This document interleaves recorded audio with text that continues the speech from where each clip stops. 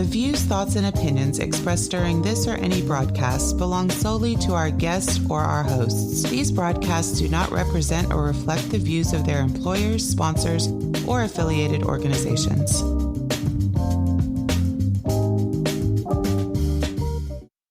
Welcome to the Flipboard EDU podcast with your host, William Jeffrey, where we collaborate, communicate, and educate with the greatest educators in the world on Flipboard. Let's start the show.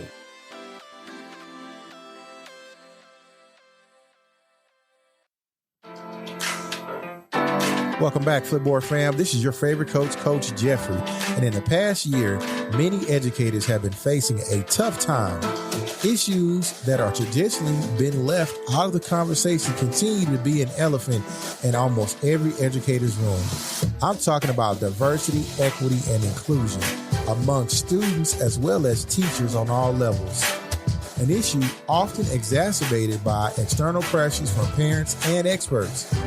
Many believe that the pressures of COVID-19 to be over, but educators are feeling different results on a daily basis.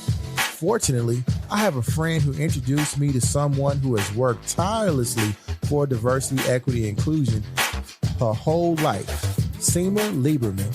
Simma is internationally known as the inclusionist because she creates inclusive workplace environments where employees love doing their best work and promoting equity among organizations.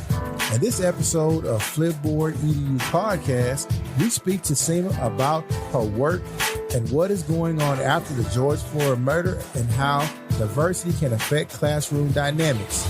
We discuss why it's important for educators to be aware of their own biases and what strategies educators can use to help students understand other cultures and better foster how to understand each other between different groups at schools, such as LGBTQ plus students and other marginalized groups. So like we always do at this time, let's collaborate, communicate, and educate with the best educators in the world right here on Flipboard EDU Podcast.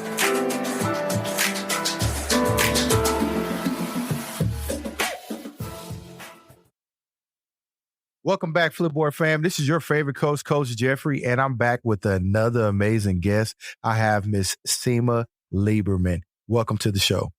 Hi, I'm so glad to be here. Thank you for coming. Tell our listening audience a little bit about yourself. I'm from the Bronx. I live in Berkeley, California now. I've been here for a long time. For work, work is also like my passion in my life. I'm a consultant. I'm a consultant and facilitator and speaker and author on diversity, equity, and inclusion. And I focus a lot on inclusive leadership, how leaders can be more inclusive and ensure that everybody does their best work. And I am also the host and producer of a podcast on race. It's a cross-race conversation on race, and it's called Everyday Conversations on Race for Everyday People. And that's what it is. It's a cross-race conversation, everyday conversations on race. We try not to get too academic and too theoretical, but to have those kind of conversations that everybody can actually relate to. Wow, that's amazing. And I'm going to dig into that and start. So why do you feel it's important to have an everyday conversation about? I think if we don't, then we're doomed, number one. But I've always felt like it was really, for me personally, it was always very important because I grew up around people from all different races and all different backgrounds. And I was always really curious about people. First of all, I'm Jewish. And I grew up, wasn't that too much later than the Holocaust. And I remember one time when I was 8 years old, these white kids, they attacked our synagogue, and it was really scary to me. I remember thinking they threw a brick through the window and they were calling us names, but I was only 8. And I remember thinking, how could they hate us so much? They don't even know us. And then I decided, I was really young, but I decided I want to get to know people who are different than me so they won't be afraid of me or hate me. And I want them to get to know me. And so that's how I lived my life. And I also knew that my safety as a Jewish person was going to be by working together and being around other people who had been targets of hate and discrimination. So that's why it was important to me. Why it's important to me in the United States. People try to act, oh, it's so divided. It's never been more divided. come on. Yeah, it's not that it's never more. What was segregation? Because when I ask people want to tell themselves the story, they tell themselves, oh, we're all living right together. It was so great. And then boom, something happened. And then that's what made everybody divided. No, we've always had a lot of division in this country. And in fact, something like, where they say like something like 75% of white people don't really know people of color. They don't really know people who are different than them.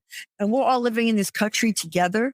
And if you have discrimination and you have exclusion, that means that a lot of people aren't able to do their best work. So maybe you're discriminating against, or maybe you're not hiring somebody who could find the cure for cancer or find the cure for COVID or something like that.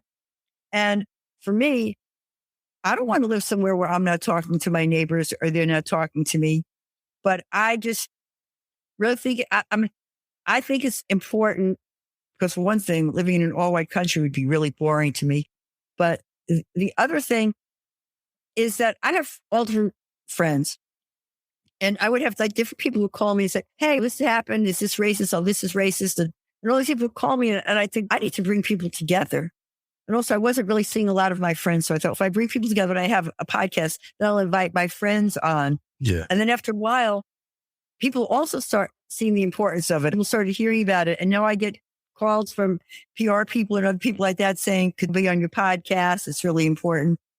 And for me, I think if I could stop one white person from calling the police on one black person because of my podcast, I've saved a life.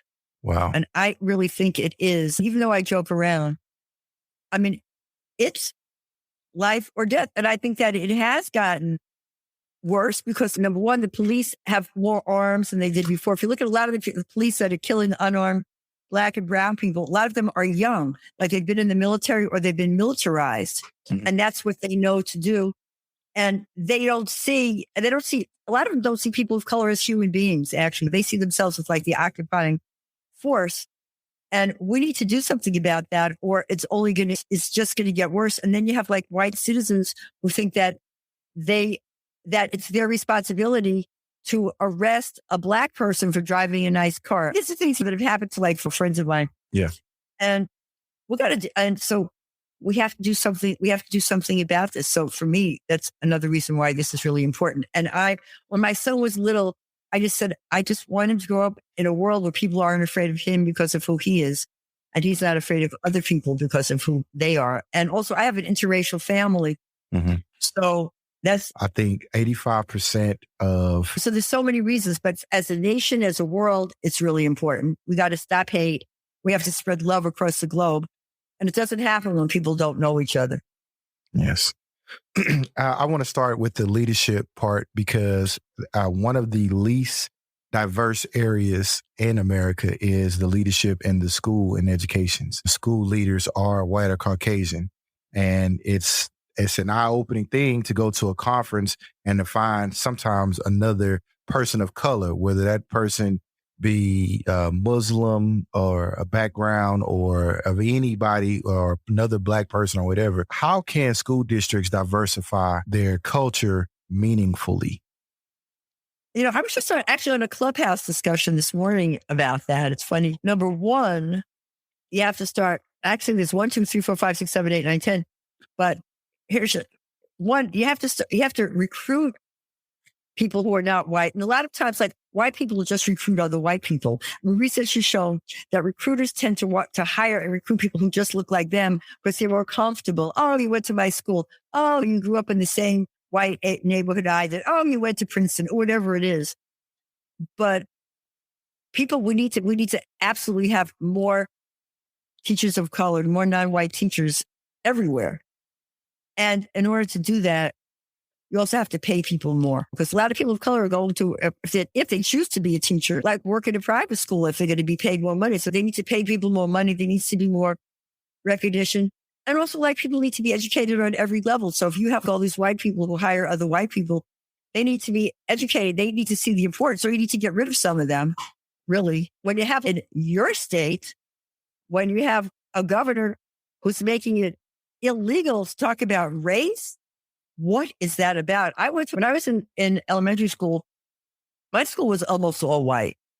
almost all white. It was almost all Jewish. It was about maybe 94% or something like that. And maybe 2% black. And that's how I went to junior high school then it was a big mixture. But the teachers still, and they were not progressive, but when they taught American history, here's what we learned. We learned about the Holocaust. We learned about slavery. We learned about segregation. We learned about freedom riders. We learned about Harriet Tubman. When I was 8, Harriet Tubman was my idol because they called her the Black Moses. And I was Jewish, and it was the Holocaust and helping people escape. Yes. So we learned that. I don't know why, for some reason, somehow we learned that connection. And I think that it's really that we have to start learning those connections. And also, here's one of my concerns about how do we get more people of color, like helping to run these schools. I think that the white people who are running them, they're just fine that it's all white. So they have to first see the importance and they have to want to do it. So I think that we have to start in areas. I think we have to start in areas that aren't, or that are at least conscious, because you can have a white area that people are conscious saying, okay, let's do something. So you have to start with the people who really want to do it first. You have to start recruiting. You have to start building relationships, and people have to be trained. People have to be trained, because if people don't know how to talk to people who are different than them, you're going to get a bunch of people of color and they're going to leave because they're going to be uncomfortable. So you have to be able to say, what do you need to do to make people comfortable? But we got to do something. And it's really crucial, because for that, we're going to lose a whole lot of people, because a lot of public schools, like in the cities, a lot of them are mostly black and brown kids. So you have white teachers and they're not allowed to talk about racism. That's like weird. Yeah. And it's funny that you bring that up, that in the inner cities, there are a lot of black and brown students, but the majority of those schools have white teachers. And so right. For you not to be able to bring that up, that connection, that cultural connection is actually lost, because there's a transfer of learning that happens between the teacher and the student, and then the student and the teacher. So I definitely agree with you on that point. It's not popular to be a diversity inclusion with the amount of expertise that you've had in this field. I know it got popular recently with George Floyd's death. A lot of companies started to look to be a little bit more inclusive. What was your experience with, did you see an uptick in that, or has it always been the same in your region of the country? How did that work out? I don't really work so much. Well, sometimes I work I did work sometimes locally in my country. I mean, in my part of the country. But I got to say, COVID and after George Floyd, Breonna Taylor, all of that. After that, my phone didn't stop ringing. All of a sudden, and a lot of it was like these white people who, like 6 months before, oh, we don't need you, blah, blah, blah. We got it all together. All of a sudden, yes, can you pay this amount of money? Okay. But we got really busy. And the other thing too was, like, a lot of my black friends would be called because they were like say they were in corporations and they were only like black person that like a white person knew. So they go, oh, what should we do? One of my friends, Charmaine, said, I'm tired. She said, call Simma. Talk to Simma, because I'm tired. Stop asking me. So that was really good. However, it's a year later or a little over a year later, Derek Chauvin is like in prison. So everybody goes, oh, justice has served. No, if justice has served, George Floyd wouldn't have been dead. Ahmaud Arbery wouldn't have been dead. Yeah. Elijah McClain would not have been murdered. But still, there's been now, like, the phone doesn't ring as much in the same way, because people think they have it together because maybe they have a Black Lives Matter poster in the hallway or something like that. The work you have to be willing to transform to have real change. Yeah.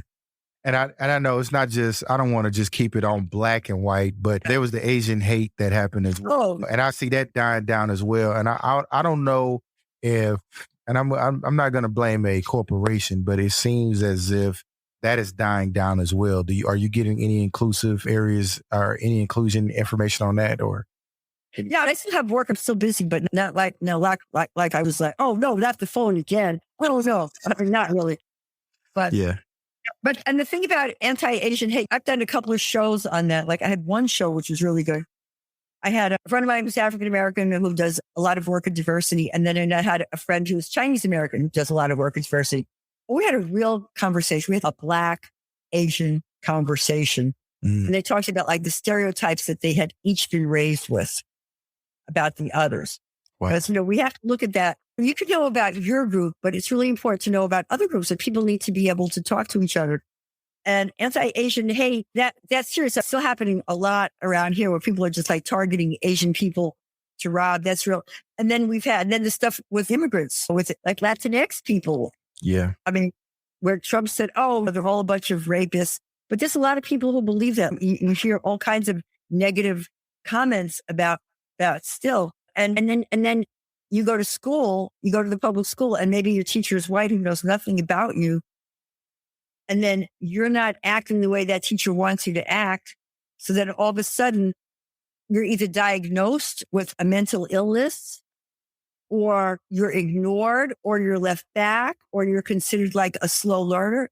When we're losing a lot of geniuses, we're losing a lot of geniuses in these schools. And I think that it's a problem. And I know that there are groups like this group called Catalyst Ed. They work a lot with schools.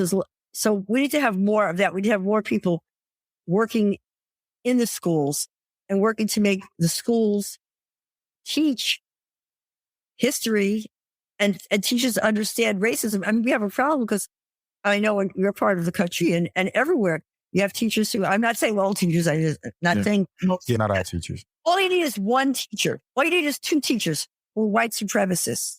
Like, why are you teaching in the first place? Oh, you're teaching people how to join the Ku Klux Klan or something. Why are you there?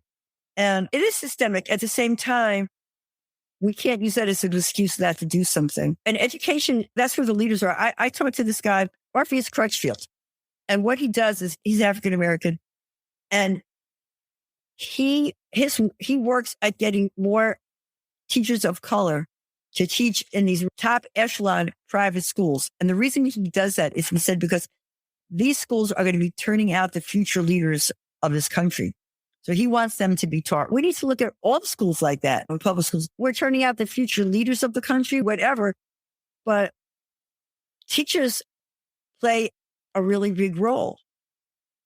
And if you don't have the right kind of teachers, and if you don't have the right kind of curriculum, and you're making it illegal to talk about race in the classroom, I can't imagine what it would be like. Say you have like maybe 2 Black kids in this class, or 2 Asian kids in the class, or 2 whatever. And people pretending that racism doesn't exist. How do you feel? What kind of self-esteem issues do you go through? What pressures do you feel to give up who you are? And how is that good for learning? And I want to share it a little bit because I was thinking about when you were talking, one of the frustrating things I remember growing up, and I had great teachers who were not necessarily, my teachers were not racist, but I grew up in a predominantly Caucasian area. However, my school was, but actually I grew up right outside of a historically Black university, which was strange. Okay. But anyway, so my teachers, when they taught the curriculum, when we started to talk about African Americans, we always started with slavery. And so one of the most frustrating things for me was that we only started with slavery. And so my heritage only started with slavery, whereas someone like you who is Jewish, and you could talk about the Holocaust, you can go back even further to talk about ancient Israel and all the things that were built and all the things that were made. And we talked about other Europeans and how Greece and Rome and how they had all that history and all that culture.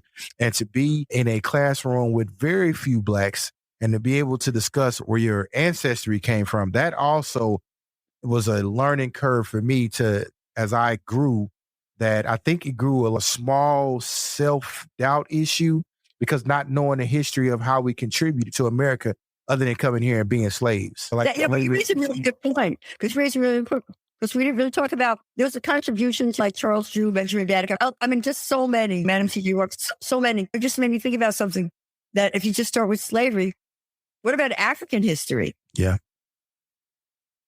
Yeah. It's so much. It's a whole continent. They didn't know from which part of Africa we were from. And so that was a whole nother thing and the crazy thing about being an assistant principal, that I love living in my little Republican part of the country. I love them to death. The crazy part about it is the people that I work with are so inclusive that it's amazing. They took me around, and the man who started Juneteenth was a man by the name of Charlie Brown. And by the time Charlie Brown died, he was a millionaire. And what happened was he bought people's freedom and put white and Black people to work here in Texas, in the community in which I live. And the principal would drive me around and show me just stuff that I did not know at all. Now, here I am. I grew up in Texas. Okay. I'm a Texan. I'm this, I'm that. And I'm African American. And this Caucasian man is driving me around, showing me pieces of history that were so intertwined with blacks and whites. That's a piece of culture that I wish I would have had growing up, but I had to get it as a principal. And then another thing that I love is that my school district makes it a point for students to know that there were black and white people who worked together during that time. And they are really proud of Charlie Brown. Staunch Republicans are very proud of Charlie Brown. It's an eye-opening experience. You don't have to be black to understand black history, to talk about it. I know white teachers that made it a point to talk about black history in their school. In fact, my sister was white. She was teaching in a locked ward at the state hospital. Okay. And my sister would always talk about how anti-Semitic the people were in her, who she worked with. And for some reason, I don't know why, because the students were mostly all black and brown, I thought that maybe my sister was not imagining things, but I thought that maybe the teachers were all like people of color, because the students were, I don't know why I thought that. And I never said anything. I said, oh, Bonnie, I think maybe you should look at it this way. Maybe you should go out to dinner with people, blah, blah. I'm not going out to dinner with those people, blah. And then one year she says, I'm going to do something this year for Black history. I said, I think that's great. She said, because the kids here really don't know anything about the history. She says, I want to know something about Black history, Puerto Rican history. I said, okay. And then she says to me, she says, I'm planning my curriculum. She says, and then people who are in the lunchroom say, what happened to white history? And my sister said, I just said to them, that's every day. And I said, and my sister was never like political or anything like that. She just, and I said, really? I said, that's weird that all those Black people said it. She says, Black? They don't know Black. She says, they're old. She says, don't you get it? She said, I've been trying to tell you, they're racist and anti-Semitic. I said, oh. I think she was just like not getting it right. And the kids loved it. The kids loved it. And she'd bring in like speakers. She'd bring in like people who were like well-known, not maybe well-known to the white people in the school, well-known to to people, and she'd bring them in. So yeah, I know. I think it's important, but that we all have to have a sense of that. It's not really just for Black people to know that. Everybody needs to know that, because especially white people, especially young white people, need to know that. They need to know how that what they benefit from, like traffic lights, like plasma, all that just was a bunch of white people. They need to know that they're benefiting from like the contributions of Black people, and anybody else is not like from their particular group, or else they think, oh, it's just all white people who do this stuff. Yeah, I think the more inclusive we are, the better. I think the newest front of inclusion is students of LGBTQ plus communities. And so that's something that is now more prevalent in schools that were not prevalent back in the day. And as far as diversity and inclusion of those individuals, how can school districts go about that so that that's done in a meaningful manner? Yeah, that's hard, because you really have to deal with a lot of homophobia. You have to deal with homophobia, you have to deal with transphobia. And that's another thing. You really have to change mindsets. It used to be illegal. If you were LGBTQ, you were kicked out. I have a cousin who was a teacher, and for years she pretended that she wasn't gay. She didn't even tell me she was gay. It was obvious to me, but she would tell anybody. I said, why? She said, because I'll be fired. So that's good. At least, I don't know about where you are, but here you can't be fired if you're LGBTQ, but you used to be able to. And I think that it's the same thing. It has to be a lot of education.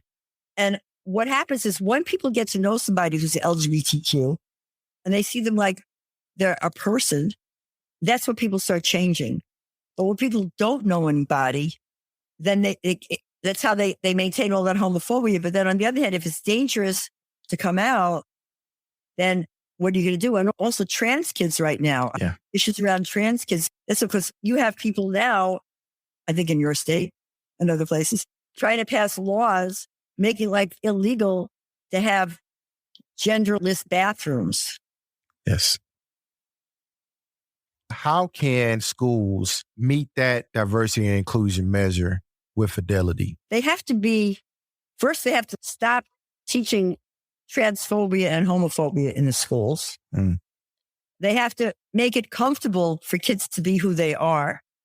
They have to be able to do things that to stop bullying, because these kids get bullied a lot.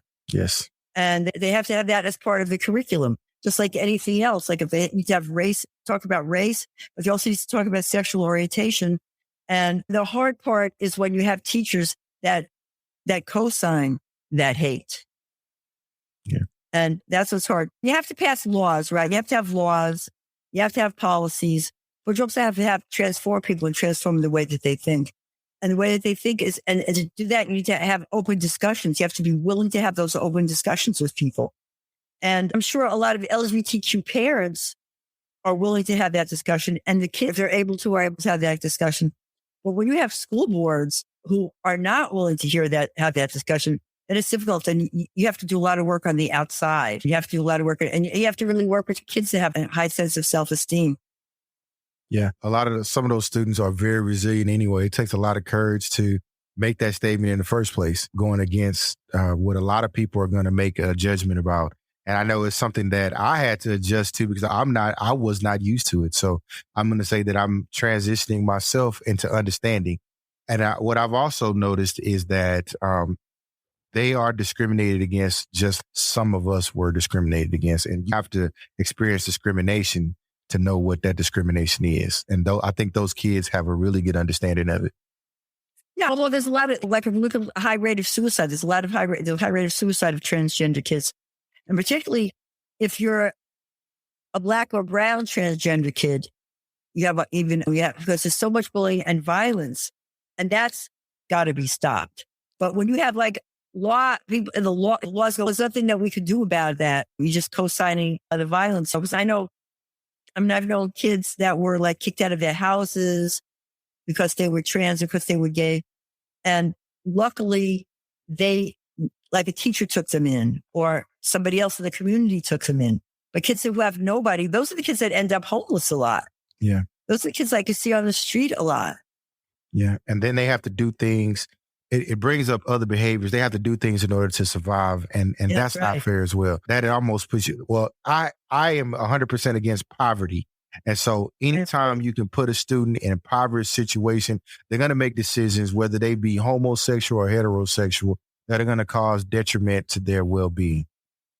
Yeah. Yeah. So, there's a lot of work that has to be done, but we each have to do what we can. Because you have to have small actions could create big change. And small actions can actually snowball and become like big change. I know people who are homophobic until they met some people who were gay, and they completely changed because they hadn't known anybody before. They just had like their assumptions about if you're a young kid of color and you don't have any role models, or say that luckily there are a lot, but say you don't have any role models, and all you're hearing is negative things about you, about who you are, then you're going to act out.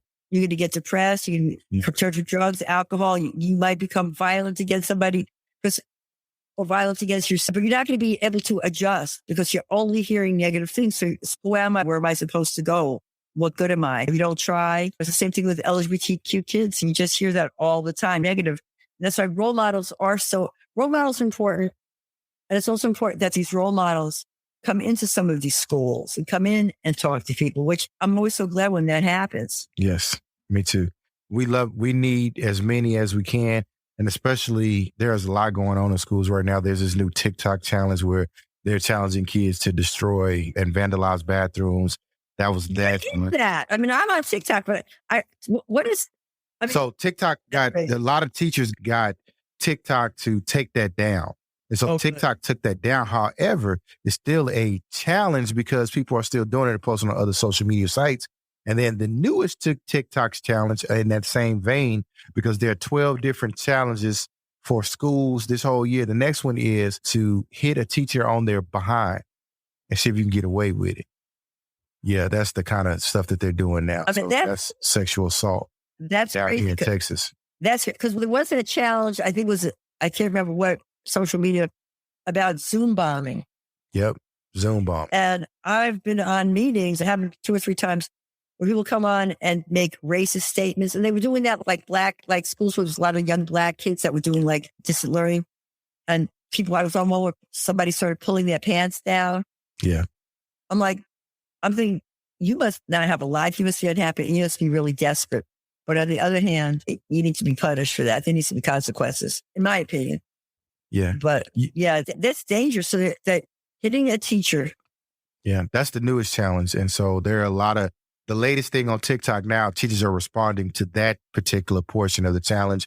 That if you hit me, I'm going to press charges. If you hit me, some teachers are saying, I'm not the one, I'm going to hit you back. It's unfortunate that we got to go there, but I didn't want to take the conversation there. But that's what's going on right now. So, Simma, where can our listeners find you? We can go to my podcast, which is www.raceconvo, like conversation, www.raceconvo.com.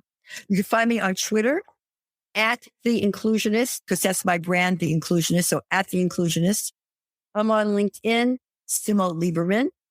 And I'm on Instagram, Simma.Lieberman, because use my name.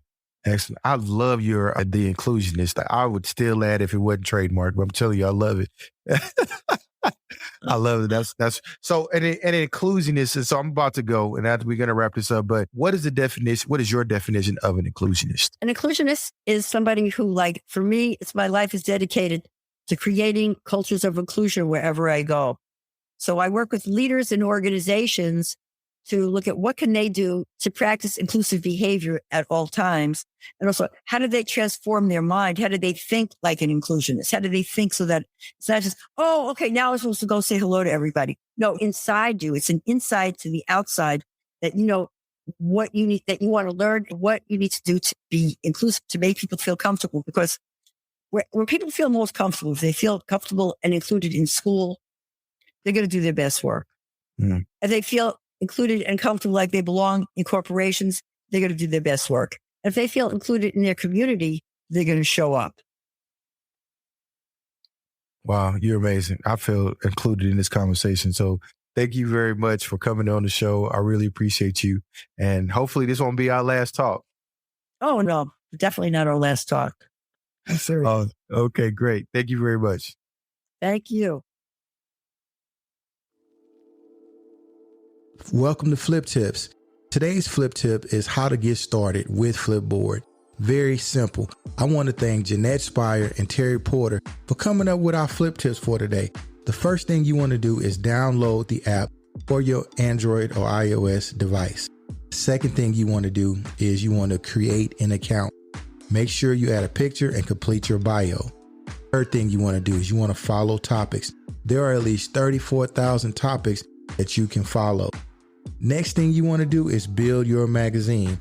Navigate to the bottom of your profile icon and then select the collection options. Give your magazine a title and you've built your first magazine. I want to give a huge shout out for Terry Porter and Jeanette Spire on giving us today's Flip Tips.